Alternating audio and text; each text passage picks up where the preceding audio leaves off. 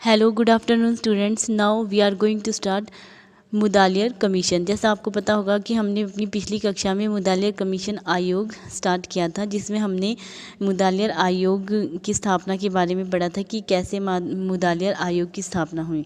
तो नाउ आज हम पढ़ेंगे मुदालियर आयोग के सुझाव, रिकमेंडेशन ऑफ मुदालियर कमीशन या secondary education commission.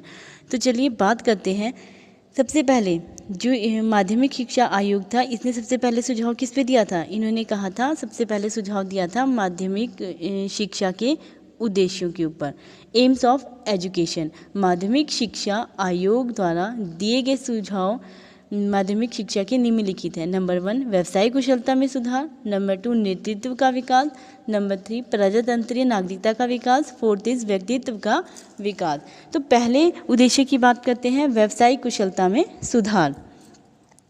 Improvement of vocational efficiency. व्यावसायिक विकास से अर्थ है कि विद्यार्थियों में कार्य करने के प्रति जोश तथा सम्मान पैदा करना तथा उन्हें इस लायक बना देना कि वे शिक्षा प्राप्ति के बाद खुद की आजीविका तो प्राप्त करें ही साथ देश के आर्थिक विकास में भी अपना योगदान सफलतापूर्वक कर सकें।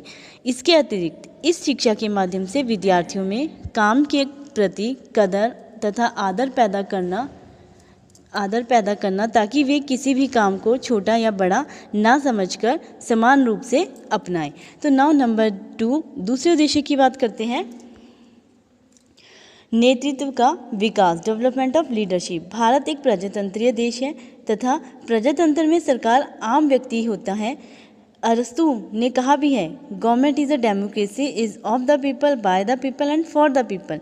अर्थात लोगों के लिए, लोगों द्वारा सरकार क्या कहलाती है? प्रजातंत्र। प्रजातंत्र की सफलता के लिए प्रत्येक व्यक्ति में नेतृत्व के गुणों का विकास करना आवश्यक है। इसलिए शिक्षा आम व्यक्ति में यह भावना पैदा कर उन्हें सफल नेता बनाने में सक्षम होती है। इसके साथ साथ शिक्षा का यह भी कर्तव्य है कि वह व्यक्तियों को समुदाय के छोटे समूहों या स्थान के राजनीतिक, शिल्पीय तथा सांस्कृतिक क्षेत्रों में नेतृत्व का दायित्व समझाने का प्रशिक्षण दे। नाउ नंबर 3 प्रजातंत्रीय नागरिकता का विकास। इस उद्देश्य के अनुसार नागरिकों में सामाजिक गुणों का विकास करना तथा ऐसे ढांचे में ढालना कि वे अपने कर्तव्यों का पालन सकारात्मक रूप से कर सके। ठीक है, जैसे देशभक्ति की भावना पैदा करना। शिक्षा का कार्य विद्यार्थियों में देशभक्ति की भावना जागृत करना होता है।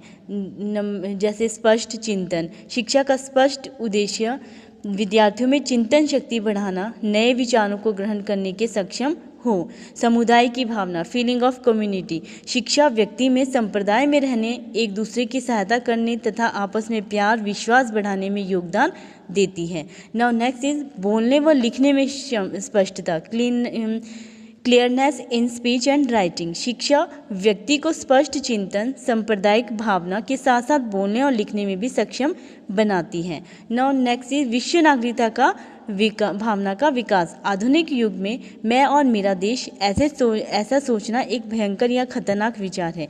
आज वैश्वीकरण के कारण सभी देश एक दूसरे के इतना अधिक नज़दीक आ गए हैं कि अब कोई एक राष्ट्र अकेले रहने का साहस नहीं कर सकता। इसलिए विश्व नागरिकता का महत्व उतना ही है जितना कि राष्ट्रीय नागरिकता का। तो ये थे प्रजातंत्रीय नागरिकता के विकास। अब लाओ जो हमारा अंतिम उद्देश्य है वो क्या था? व्यक्तित्व का विकास, डेवलपमेंट ऑफ पर्सनैलिटी। आयोग के अनुसार, माध्यमिक शिक्षा आयोग के अनुसार शिक्षा का एक अति महत्वपूर्ण कार्य व्यक्तित्व का विकास भी है। यह विद्यार्थियों को किताबी ज्ञान के अतिरिक्त अपने सर्वांगीण विकास में सहायता देती है। इस आयोग के अनुसार यदि विद्यार्थियों में रचनात्मक शक्ति का विकास कर दिया जाए तो वे स्वतः ही अपनी सांस्कृतिक विरासत का सत्कार व सम्मान करने लगेगी। इसके अतिरिक्त क्या होना चाहिए? इसके अतिरिक्त सर्वांगीण विकास के महत्वपूर्ण तत्व जैसे कला, शिल्प, संगीत, नृत्य, खेल तथा नैतिकता आदि के प्रति भी विद्यार्थियों में रुचि पैदा करनी चाहिए। तो ये तो था हमारा शिक्षा आयोग द्वारा, माध्यमिक शिक्षा आयोग द्वारा दिए गए शिक्षा के उद्देश्य। तो नाउ पहला सुजेशन तो ये दिया था उन्होंने, ये पहले आयोग ने पहली सिफारिश ये बताई थी, ठीक है, शिक्षा के उद्देश्य। तो नाउ जो दूसरे अब हम बात करते हैं दूसरे सुझाव की, दूसरी सिफारिश की। जो दूसरी सिफारिश थी माध्यमिक शिक्षा का पुनर्गठन, रीऑर्गेनाइजेशन ऑफ एजुकेशन। माध्यमिक शिक्षा आयोग ने माध्यमिक शिक्षा के पुनर्गठन के संबंध में आयोग ने निम्नलिखित सुझाव दिए थे। सबसे पहले क्या था, जो माध्यमिक शिक्षा थी, माध्यमिक शिक्षा को उन्होंने क्या किया था, 2 भागों में बांट दिया था और उसकी जो समय अवधि थी वो 7 वर्ष कर दी गई थी, ठीक है। तो हम बात करते हैं पहले माध्यमिक शिक्षा की अवधि, ड्यूरेशन ऑफ सेकेंडरी एजुकेशन। माध्यमिक शिक्षा की अवधि 7 वर्ष होनी चाहिए। यह 11 से 17 वर्षीय वर्ग के बच्चों को दी जानी चाहिए। नंबर 2, अवधि का विभाजन, डिवीजन ऑफ पीरियड। माध्यमिक शिक्षा की अवधि 2 स्तरों में विभाजित की जानी चाहिए। पहला आयोग ने क्या बताया था, मिडिल, जूनियर, सेकेंडरी तथा सीनियर बेसिक स्तर। यह माध्यमिक शिक्षा का प्रथम स्तर होना चाहिए और इसकी अवधि 3 वर्ष होनी चाहिए। और दूसरा क्या बताया था, हायर सेकेंडरी स्तर। यह सेकेंडरी शिक्षा का दूसरा स्तर होना चाहिए और इसकी अवधि 4 वर्ष होनी चाहिए। Now third one is intermediate कक्षाओं को समाप्त करना। आयोग ने इंटरमीडिएट कक्षाओं को समाप्त करने का सुझाव दिया। इंटरमीडिएट स्तर की कक्षाएं अर्थात 12वीं कक्षा कॉलेज के साथ संबंधित की जानी चाहिए और पहली कक्षा मीन्स 11वीं हाई स्कूल के साथ संबंधित की जानी चाहिए। दूसरे शब्दों में आयोग ने 3 वर्षीय डिग्री कोर्स का समर्थन किया और हाई स्कूल की परीक्षा में उत्तीर्ण होकर आने वाले विद्यार्थियों के लिए कॉलेज में प्री यूनिवर्सिटी कोर्स स्थापित करने के सुझाव दिए। तो नाउ अब हम बात करते हैं पाठ्यक्रम, अब हम बात करते हैं और क्या कहा था इसमें, इन्होंने कहा था बहुउद्देशीय स्कूल, मल्टीपर्पज़ स्कूल। उच्च माध्यमिक स्तर पर बहुउद्देशीय स्कूल खोले जाएं। आयोग ने कहा था इन स्कूलों में विभिन्न प्रकार के पाठ्यक्रम चलाए जाएं। सामान्य शिक्षा के साथ साथ कुछ व्यावसायिक शिक्षा जैसे कताई, बुनाई, सिलाई, चमड़े का काम, लकड़ी का काम आदि की भी व्यवस्था की जाए।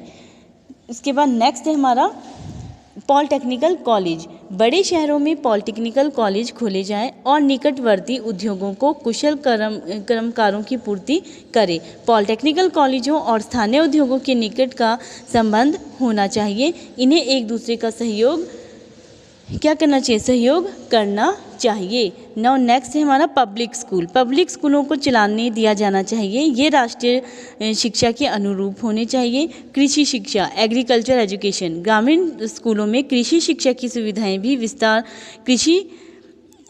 कृषि शिक्षा की सुविधाओं में भी विस्तार किया जाना चाहिए। इन स्कूलों में उद्यान विज्ञान संबंधी, पशुपालन संबंधी, कुटीर उद्योग धंधों की शिक्षा की भी व्यवस्था की जानी चाहिए। उसके बाद नेक्स्ट है हमारा गृह विज्ञान, होम साइंस। सब बालिकाओं विद्यालयों में बालिकाओं को गृह विज्ञान के अध्ययन की भी सुविधा प्रदान की जानी चाहिए। नेक्स्ट है बालिका विद्यालय, गर्ल्स स्कूल। बालिकाओं के लिए बालिका विद्यालय खोले जाएं। जिन क्षेत्रों में ऐसा करना संभव ना हो तो उन क्षेत्रों के सामान्य माध्यमिक विद्यालयों में सह शिक्षा की व्यवस्था होनी चाहिए। तो ये थी हमारी माध्यमिक शिक्षा के पुनर्गठन, माध्यमिक शिक्षा का पुनर्गठन, रीऑर्गेनाइजेशन ऑफ एजुकेशन। नाउ अब हम बात करते हैं भाषा का अध्ययन। भाषा के अध्ययन के बारे में इस आयोग ने अपने क्या सुझाव दिए।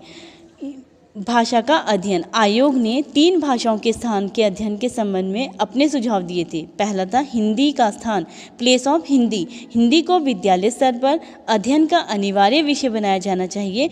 आयोग ने इसमें निम्नलिखित तर्क दिए थे। पहला तर्क दिया था कि भारत के संविधान में हिंदी को राजभाषा का स्थान प्राप्त है। नंबर 2, कुछ समय व्यतीत होने के पश्चात हिंदी केंद्रीय तथा राज्य सरकारों के बीच विचारों के आदान प्रदान की भाषा बन जाएगी।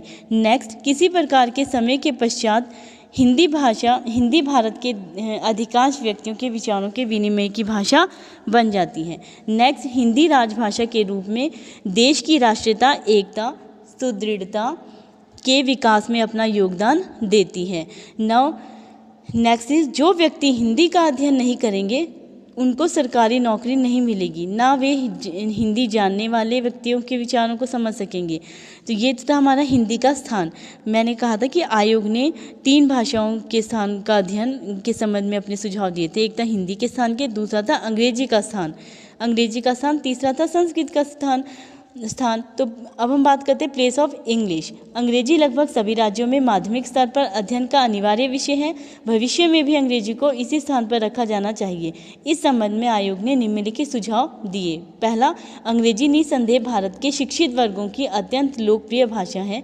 नंबर 2, अंग्रेजी के अध्ययन ने भारत में राजनीतिक एवं अन्य क्षेत्रों में एकता की स्थापना करने में पर्याप्त योगदान किया है।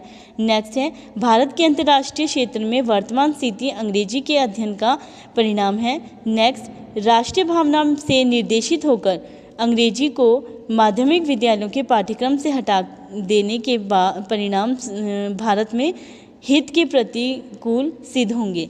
Now next is third one. इस आयोग ने 3 भाषाओं के स्थान और अध्ययन के बारे में सुझाव दिए थे। तो तीसरा है संस्कृति का स्थान, प्लेस ऑफ संस्कृत। आयोग ने माध्यमिक विद्यालयों के पाठ्यक्रम में संस्कृत को भी स्थान दिया जाने के पक्ष में निम्नलिखित सुझाव दिए। पहला, संस्कृत भारत की अधिकांश भाषाओं की जननी है, अतः इनका ज्ञान होना अनिवार्य है। नंबर 2, संस्कृत ने धार्मिक एवं सांस्कृतिक दृष्टियों से व्यक्तियों को सदैव अपनी ओर आकर्षित किया है, अतः इसकी उपेक्षा करना विवेक संपन्न कदापि नहीं है। नंबर 3, संस्कृत का अध्ययन करके ही भारत के प्राचीन ग्रंथों में विद्यमान ज्ञान की जानकारी प्राप्त की जा सकती है। तो ये तो थे हमारे भाषा के संबंधी आयोग के सुझाव। तो इसके बाद अगले सुझावों के लिए हम कल अगली कक्षा में पढ़ेंगे। धन्यवाद।